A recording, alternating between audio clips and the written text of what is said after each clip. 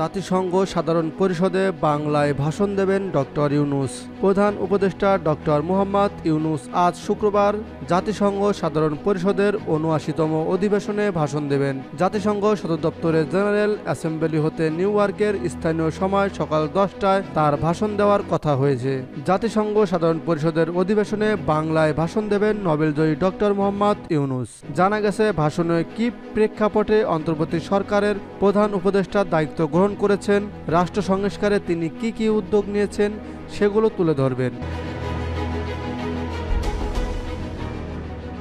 এছাড়া ফিলিস্তিন গণহত্যা ও রাশিয়া ইউক্রেন যুদ্ধ অনতিবিলম্বে বন্ধ এবং রোহিঙ্গা সংকট সমাধানে বিশ্ববাসীর সহযোগিতা ও সহায়তা চাইবেন তিনি। পাশাপাশি জলবায়ু পরিবর্তন, সরকারের অন্তর্ভুক্তিমূলক অর্থনৈতিক উন্নয়ন ও অন্যান্য বৈশ্বিক আঞ্চলিক বিষয়গুলো তুলে ধরবেন তার ভাষণে। ছাত্র জনতার বিপ্লবের পর নতুন বাংলাদেশ গঠনের বিশ্ববাসীর সহায়তা, বিদ্যমান রাষ্ট্র কাঠামো ও প্রতিষ্ঠানগুলোর আমূল রূপান্তরের এক নতুন সম্ভাবনার দ্বার উন্মোচনের রূপরেখা বিশ্ববাসীকে জানাবেন ডক্টর মোহাম্মদ ইউনূস। ছাত্র ও যুব সমাজের আন্দোলন, বৈষম্য বিরোধী সমাজ গঠনে তার নেওয়া বিভিন্ন পদক্ষেপের কথা তুলে ধরবেন তার ভাষণে।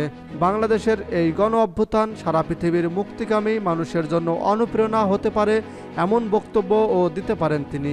বাংলাদেশের মানুষ যেভাবে একনায়কতন্ত্রে, নিপীড়ন, বৈষম্য, অবিচার ও দুর্নীতির বিরুদ্ধে রাজপথ ও সামাজিক যোগাযোগ মাধ্যমে দৃঢ়ভাবে রুখে দাঁড়িয়েছিল, সেটির বর্ণনাও দেবেন তিনি। প্রধান উপদেষ্টা তার বক্তব্যে বিগত 2 মাসে বাংলাদেশে ঘটে যাওয়া অভাবনীয় গণ অভ্যুত্থানের বিবরণ ও আগামী দিনে জনভিত্তিক, জনকল্যাণমুখী ও জনস্বার্থে নিবেদিত একটি রাষ্ট্র ব্যবস্থা গড়ে তোলা দৃঢ় প্রত্যয় বিশ্ব দরবারে তুলে ধরবেন। জাতিসংঘের সাধারণ পরিষদের ৭৯তম অধিবেশনে এবার বিতর্কের মূল প্রতিপাদ্য ঠিক হয়েছে কাউকে পিছিয়ে রাখা নয়, বর্তমান ও ভবিষ্যৎ প্রজন্মের জন্য শান্তি, টেকসই উন্নয়ন এবং মানব মর্যাদার অগ্রগতিতে একসঙ্গে কাজ করা। বিশ্বজুড়ে সংঘাত নিরসনের প্রধান লক্ষ্য হিসাবে সামনে রেখে জাতিসংঘের সাধারণ পরিষদের ৭৯তম অধিবেশনের আনুষ্ঠানিকতা শুরু হয় গত 10 সেপ্টেম্বর। বিশ্ব নেতাদের মিলন মেলা শেষ হবে 30 সেপ্টেম্বর। জাতিসংঘ সাধারণ পরিষদের ৭৯তম অধিবেশনে যোগ দিতে গিয়ে গত 24 সেপ্টেম্বর নিউ ইয়র্কে পৌঁছান প্রধান উপদেষ্টা ডক্টর মোহাম্মদ ইউনূস। 3 দিনের সফর শেষে আজ শুক্রবার ঢাকার পথে রওনা হবেন তিনি। এবার তার সফরসঙ্গীর সংখ্যা সব মিলিয়ে 57 জন দাঁড়িয়েছে।